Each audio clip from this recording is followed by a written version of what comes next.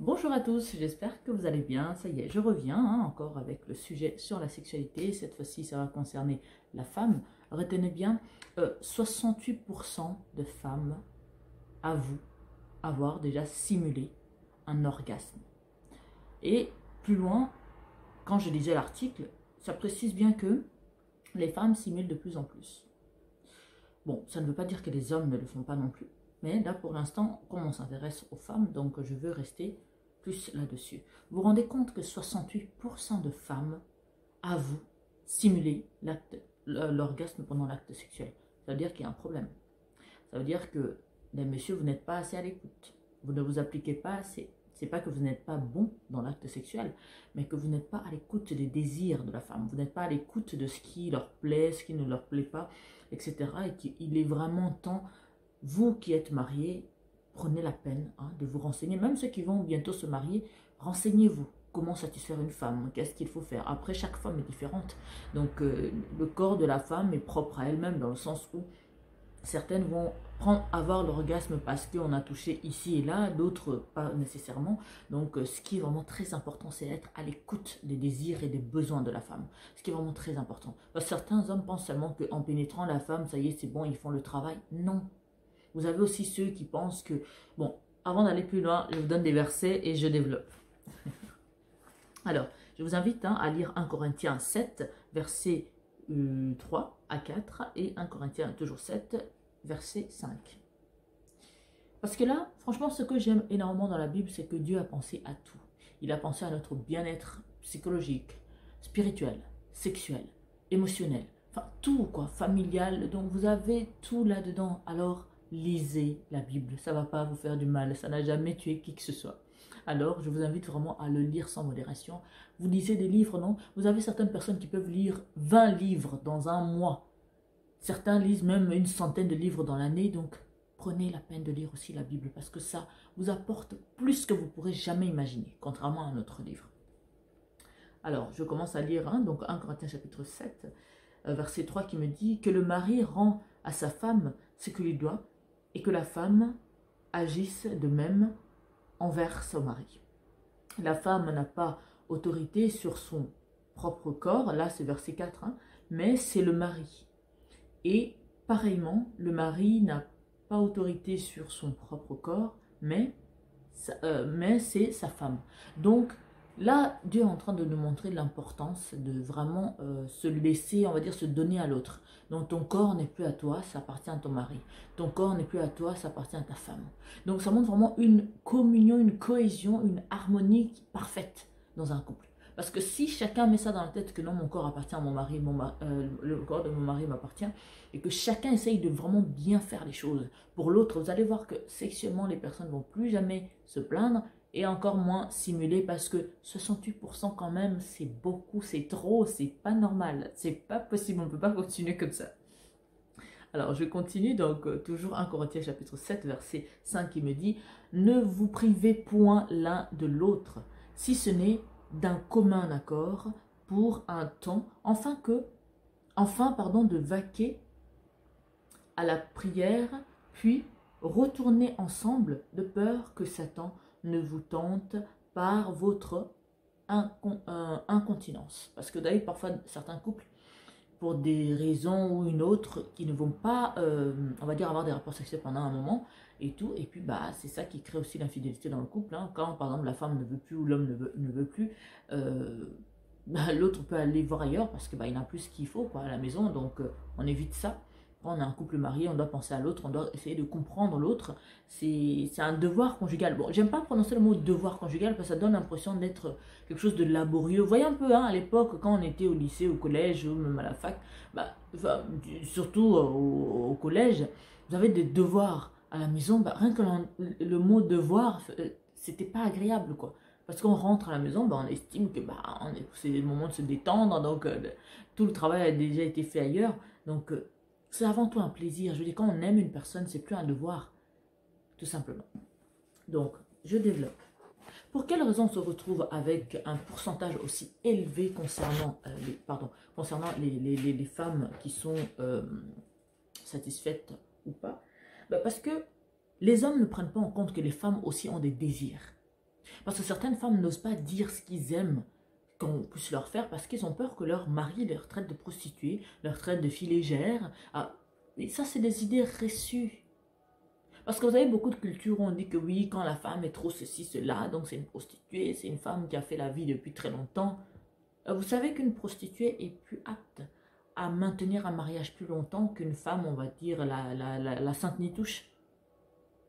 Parce qu'elle a l'expérience, elle est ouverte, je vais dire, à toutes sortes de pratiques avec son partenaire, alors que la femme qui est mariée, qui devrait d'ailleurs plutôt être comme on va dire la femme prostituée, je veux dire être ouverte à toute suggestion, etc., bah, faut pas avoir honte, ça c'est des idées reçues. Je ne vous demande pas non plus d'aller commencer à faire la prostitution pour vous entraîner, non, absolument pas.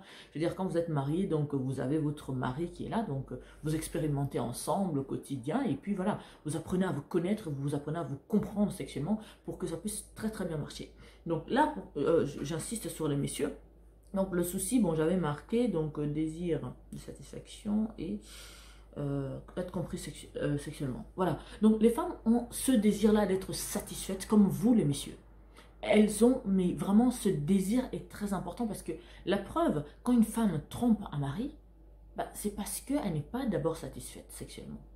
Elle n'est pas satisfaite du tout.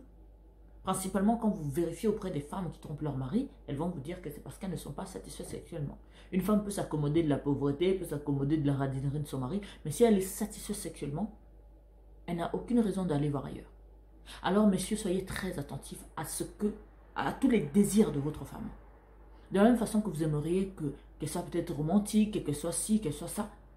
Donc, il n'y a pas de formule. Je veux dire, la femme aussi a des désirs. Elle a des fantasmes. Et que c'est très important d'être à l'écoute. Posez même des questions à vos femmes. Chérie, qu'est-ce que tu aimes qu'on puisse te faire? Qu'est-ce que tu veux que je fasse pour toi? Comment veux-tu que je me comporte pendant l'acte sexuel, avant, etc. Parce que là, en parlant par exemple de avant, vous avez des personnes qui ne connaissent pas le mot préliminaire. Donc c'est tac, ils arrivent et puis hop. C'est pour ça qu'il y a certaines femmes qui n'aiment pas avoir des rapports sexuels avec un partenaire parce que... Bah, il n'y a pas les préliminaires, il n'y a pas... Je veux dire, le corps a besoin d'être détendu, relaxé. Il y a beaucoup de choses qu'il faut faire avant de commencer directement à pénétrer quelqu'un comme ça. Je veux dire, c'est douloureux pour certaines femmes. Certaines femmes vous diront qu'elles n'aiment pas que leur mari la pénètre parce que le mari ne s'y prend pas correctement. Parce qu'il déjà, il n'est pas à l'écoute de ce que la femme aime ou pas. Il n'est pas à l'écoute de vérifier si elle a aimé ou pas. Bon, c'est vrai que quand quelqu'un est en train de simuler, bon, tu ne peux pas trop savoir... mais voilà, il y a aussi certains signes qui ne trompent pas. Si votre femme, à chaque fois que vous la sollicitez pour avoir l'acte sexuel, elle n'est pas toujours chaude pour y aller, à un moment donné, il faut vous poser la question, est-ce que je fais bien la chose? Est-ce que je m'y prends correctement? Après, si vous ne savez pas, parce que peut-être qu'on ne vous a pas éduqué sexuellement, il n'y a pas de problème, vous avez des livres pour vous renseigner sur l'orgasme féminin. Vous avez des sites qui sont là qui parlent de l'orgasme féminin. Vous avez la femme déjà qui est là. Posez-lui la question, qu'est-ce qu'elle aime? Qu'est-ce qu'elle aimerait que... Surtout les messieurs, pensez aux préliminaires. C'est comme quand tu veux faire un sport. C'est comme si quand tu veux courir, par exemple, tu t'échauffes d'abord pour éviter de te claquer un muscle. Ben, c'est simple, c'est pareil. La femme aussi a besoin qu'on puisse la détendre, qu'il y ait des préliminaires, qu'on puisse la préparer, qu'on prépare son corps, qu'on prépare son appareil... génitale, qu'on prépare tout pour qu'elle se sente vraiment à l'aise, qu'elle se sente dedans et qu'elle évite de simuler. Vous vous rendez compte, messieurs, 68% de femmes simulent, et qu'il y a de plus en plus de femmes, c'est écrit, il y a de plus en plus de femmes qui simulent. Ça veut dire quoi? Donc ça veut dire qu'il y a un problème au niveau des messieurs, vous devez être à l'écoute, vous devez être à la recherche du désir, à la recherche du plaisir féminin. Comprendre la femme qui fait partie de votre vie pour savoir comment la satisfaire pour éviter tous ces problèmes-là. Donc la femme aussi va être comprise sexuellement. Il y a certaines femmes qui n'osent pas dire certaines choses à leur mari parce qu'elles ont peur d'être prises pour des prostituées en fait. Vous avez des femmes qui aiment la sodomie et que leur mari ne l'ont jamais pratiquée, et puis le fait que la femme demande, donc du coup le mari trouve ça un peu bizarre, quoi, je veux dire. Alors que non, c'est pas bizarre. De la même façon que tu as des fantasmes, ta femme elle en a aussi. De la même façon que tu aimes qu'on te fasse ça ou ça, la femme aussi. C'est logique, quoi. La femme n'est pas en reste. Je veux dire, le sexe, le plaisir de sexuel, ça concerne l'homme et la femme, quoi. Il y a pas de... il y a pas que les hommes qui adorent le sexe et qui ont des fantasmes et qui aiment que ça soit bien fait, etc. Mais les femmes aussi. Alors, monsieur, vous devez vous appliquer, vous devez vous soucier du désir, du plaisir de votre partenaire, de votre femme. Vous posez des questions, lui posez des questions, vous renseignez et tout, et lui faire des surprises. Vous ne pouvez pas passer votre vie à faire toujours les mêmes choses tout le temps. C'est pour ça que parfois les couples s'essoufflent, parce que au bout d'un moment, vous répétez tout le temps les mêmes gestes, vous répétez tout le temps les mêmes actes. Du coup, ça perd un peu de fraîcheur, ça perd un peu de... Il n'y a plus de nouveauté, il n'y a plus de surprise, il n'y a plus de piment, il n'y a plus d'excitation, il n'y a plus rien, parce qu'on sait que bon, ça va se passer de la même façon. On se connaît de fond en comble, donc je sais que si j'ai dit I, il va dire O. Donc, vous voyez, il n'y a plus ce côté-là, surprise. Et même si parfois vous refaites les mêmes choses, mais appliquez-vous d'une manière que c'est la même chose que vous l'avez fait hier là, qu'aujourd'hui vous refaites la même chose mais d'une façon un peu plus approfondie, plus appliquée, que ça puisse étonner la femme, que ça puisse la surprendre. Si vous voulez surprendre votre femme, la première des choses, c'est sexuellement. Vous pouvez offrir une Bugatti à une femme, hein, mais c'est pas ça qui va lui donner l'orgasme. Vous savez, même les femmes matérialistes, elles aiment le sexe bien fait. Elles ont envie de s'épanouir. Il n'y a aucune femme sur Terre qui n'aime pas être épanouie sexuellement. Ça n'existe pas. À moins que ça soit peut-être une femme qui n'a jamais pratiqué, une femme... Je suis sûre même que si on fouille auprès des nonnes, hein, mes respects, s'il vous plaît, que... Voilà, que même si tu n'as jamais eu à avoir un rapport sexuel, le jour où tu vas rencontrer une personne qui te plaît et tout, les désirs remontent parce que le corps a été fait pour ça. Le corps a été, c'est comme un téléphone, on a mis plusieurs options. Option désir sexuel, option plaisir, orgasme, est compris dans la femme. Donc à un moment donné, les désirs là vont surgir, pas parce que vous êtes une prostituée ou quoi que ce soit, non, parce que le corps a été fait, programmé pour avoir du plaisir, avoir le désir et solliciter le plaisir encore et encore.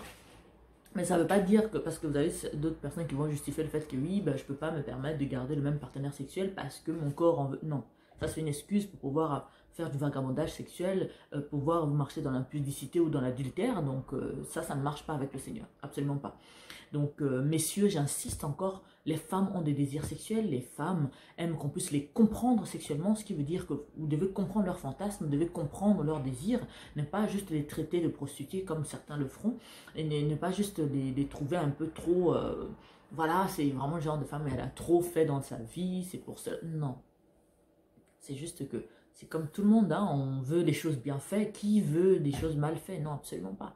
Donc messieurs, soyez à l'écoute des désirs sexuels de votre partenaire, posez des questions, n'ayez pas honte, ne soyez pas choqués, essayez de comprendre l'autre, pourquoi elle préfère que je fasse ça alors que moi ça me choque, et pourquoi toi ça te choque, peut-être que ton éducation, voilà, c'est pas comme ça qu'on t'avait dit que les choses doivent se passer, mais voilà, là on parle du désir sexuel de l'être qu'on aime, et qui plus est être votre femme, donc la Bible me dit que vous ne devez pas vous priver. Vous ne devez pas priver votre femme de son dû, vous devez lui donner son dû. C'est quoi son dû? Son désir, son plaisir. Ce qui l'a fait plaisir, c'est ce qui l'a fait frissonner, ce qui l'a fait rire, ce qui l'a fait monter au rideau, je veux dire, ce qui lui donne l'orgasme, c'est ça son dû que la Bible est en train de parler.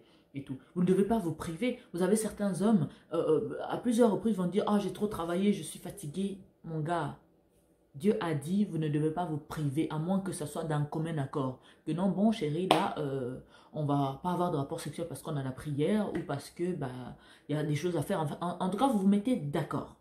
Mais en dehors de ça, tu ne dois pas là, je reste sur les messieurs parce qu'il s'agit du plaisir de la femme. Mais messieurs, tu ne dois pas priver ta femme de son plaisir. Tu ne dois pas priver ta femme de ton corps parce que ce corps-là l'appartient à elle. Elle en fait ce qu'elle veut. Bon, pas d'une mauvaise façon, hein, et tout. Donc, vraiment, ne privez pas votre partenaire parce que en le faisant, vous la perdez, vous la poussez vers le dehors, vous la poussez vers l'autre, quoi. Et croyez-moi, une femme qui te quitte parce qu'elle n'est pas satisfaite sexuellement, elle ne reviendra pas, même si tu dis je vais faire des efforts, je vais changer. Ah non, parce que qu'est-ce que tu n'avais pas compris pendant qu'on était ensemble? Donc tu dois t'appliquer, tu es censé aimer ton partenaire, tu es censé aimer ta femme. Donc tu dois vraiment te donner à fond, te renseigner, que ce soit avec des livres. Renseigne-toi avec tout. Vous avez des livres là-dessus, c'est le Kama Sutra. Achetez ça et pratiquez ça. Donc, quitte à pratiquer une position, par exemple, même si elle est un peu, au début, vous n'arrivez pas, vous essayez de... Voilà, je veux dire, Le sexe, c'est vraiment comme, c'est comme tout, quoi, ça s'apprend. Il n'y a pas de mauvais coups ou de bons coups. C'est juste que tu t'appliques, tu apprends à comprendre l'autre, tu apprends à connaître tout ce qui lui fait plaisir, ses désirs, et tu t'appliques. Et tu vas voir, tu vas être un très très bon coup. C'est aussi simple que ça, messieurs. Soyez curieux, soucieux de satisfaire vos dames. Donc, soyez à l'écoute, essayez de comprendre leurs fantasmes. Pas essayer, mais comprenez-les, parce que si vous ne les comprenez pas, bah, quelqu'un d'autre va le comprendre à votre place. Hein. Et croyez-moi, une femme qui quitte un homme parce qu'il n'est pas à l'écoute sexuellement, et puis elle part trouver quelqu'un d'autre qui, lui, est à l'écoute, croyez-moi, elle ne reviendra jamais. Même si tu as des milliards, monsieur, il ira chez le clochard qui va le satisfaire. Quoi. Vous voyez un peu ce que je veux dire? Donc, restez à l'écoute, messieurs, soyez soucieux de satisfaire vos dames, vraiment, mais ne soyez pas égoïstes. En amour, on ne peut pas se permettre. L'amour ne fonctionne pas avec l'égoïsme. Alors, soyez vraiment, mais... Dites-vous que je dois passer ma vie, je dois vivre pour donner du plaisir, la joie, satisfaire, donner le bonheur à ma femme. Et vous allez voir que quand les deux ont les mêmes pensées, ça va très bien marcher, vous n'aurez pas de soucis et tout. En ce qui concerne en tout cas votre sexualité. Donc ça sera tout pour aujourd'hui. J'espère que je n'ai rien oublié, sinon ben, on rajoutera hein, dans les autres vidéos. Donc c'était l'apôtre Harmonie, donc à votre service, pour vous renseigner, vous conseiller sur la sexualité cette fois-ci. Vous avez plus de 280 vidéos gratuites à votre disposition pour vous enseigner spirituellement, vous enseigner sur les choses de la vie, vous renforcer, etc. Donc n'hésitez pas à consommer avec modération. Donnez-vous une petite routine. Tous les jours, je regarde une vidéo, je médite, je lis la Bible et je reste à l'écoute du Saint-Esprit. Je prie, j'adore le Seigneur et je laisse le Saint-Esprit agir en moi. Que Dieu vous bénisse infiniment. Prenez soin de vous, chérissez les êtres que vous aimez. Messieurs, donnez du plaisir encore et encore tous les jours, que ce soit votre souci de toutes les semaines, que non, je dois satisfaire ma femme de lundi à dimanche. Tout dépend, vous-même vous connaissez les fréquences à laquelle vous avez l'acte sexuel, mais en tout cas qu'à chaque fois que ça soit une réussite, appliquez-vous, soyez à l'écoute, posez des questions, soyez curieux et vous allez voir, ça va vraiment vous servir. Donc, moi je vous dis à demain.